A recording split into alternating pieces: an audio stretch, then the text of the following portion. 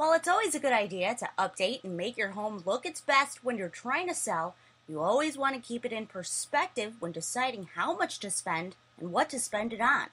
We've listed some of the common mistakes many homeowners make by spending time and money on fixes that won't give them the most bang for their buck.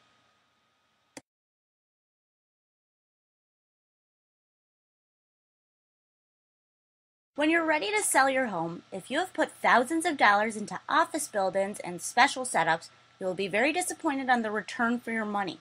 Most people would prefer a multi-purpose room as opposed to a room that has to basically be utilized as an office. If you need an office, keep in mind that if you ever intend to sell, you'll want to keep the room so that it can easily serve other purposes such as a bedroom, a den, or whatever the new owner wants. Most sellers can expect to get at least 45% of the money they put into creating the perfect office back. That means taking a loss of 55% or more on upgrades and remodeling you've done to create your perfect office. So remember, never list the room as an office, but instead as an extra room, bedroom, den, etc. You know what I mean.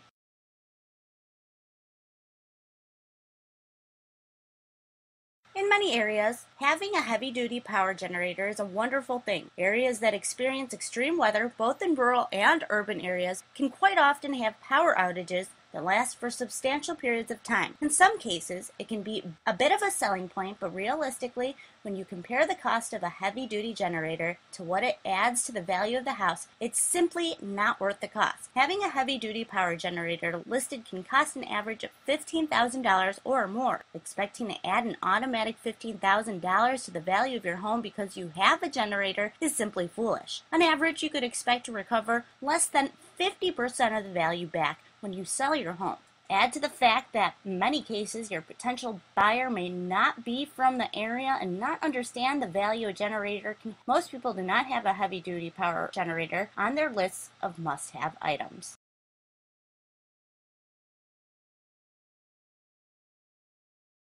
Everyone's idea of the perfect bedroom is going to be different. Creating a high-end master suite is generally very costly, and it generally entails complete renovations and additions of space. There is generally a master bathroom that goes with the master suite, especially a high-end suite that often includes things like a spa area, walk-in shower, garden tubs, double sinks, you name it, it's there. That one room alone can cost a substantial amount of money. The end result is that if you have the money to create what you and your significant other want for the perfect high-end master suite to enjoy, then go for it. Enjoy it.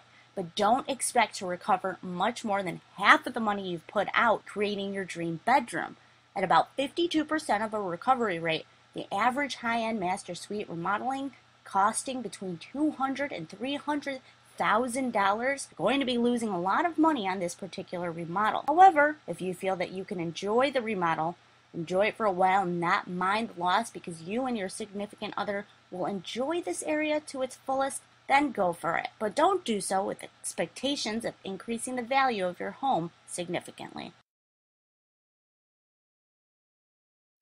It's every man's dream to have that man cave garage that fits 2 or 3 cars, but on average, that perfect place can cost anywhere from $80,000 to more than $100,000, depending on the extent of your needs and desires.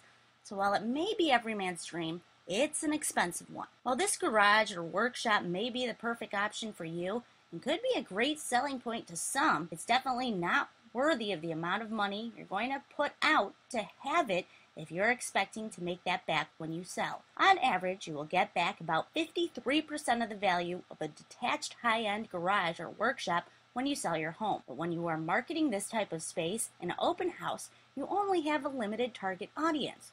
There are many reasons why spending around $100,000 in another area would be more beneficial, at least when looking at resale value.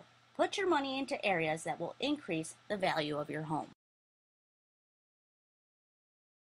A lot of people fear additions because they're add-ons of a home. The first step is to make sure if you do create an addition, you have a very professional and well-finished look. If you're capable of doing that yourself, great. But if you're not handy, then you should definitely consider hiring a professional. Additions to homes are often a make or break selling point but only because of shabby, unprofessional work that makes the addition stand out from the original building. The other thing to keep into consideration is that want to look long and hard at adding on more square footage and be sure it blends well with the needs of the home. A sunroom or Florida room, as many call it, can cost between $75,000 and $90,000 on average nationally.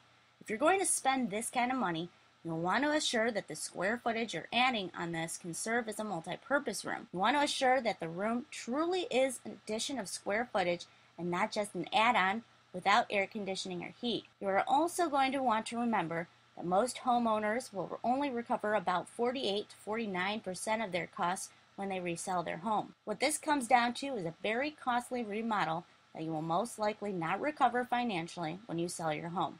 Think about creating the addition in a manner that doesn't limit it or being just a sunroom, and potentially buyers can see it as actually part of their living space in the home. Extra bathrooms are a nice thing to have, but an expensive thing to put in. They can cost an average of between $30,000 and $40,000, and even more if you're going the high-end route. Expect between 50 and 54% return on your money when you resell at best. Most people want an extra bathroom, but few feel it's worth an additional $40,000 or more when buying. Make any additions, updates, or remodeling choices on your home, think the process out fully before you act. Recognize updates that will limit your target audience. Making updates and additions or putting a lot of money into remodeling is something you do when you're certain that you're going to get your money's worth out of it by living in it and utilizing the positive aspects of why you're creating these dream rooms or areas.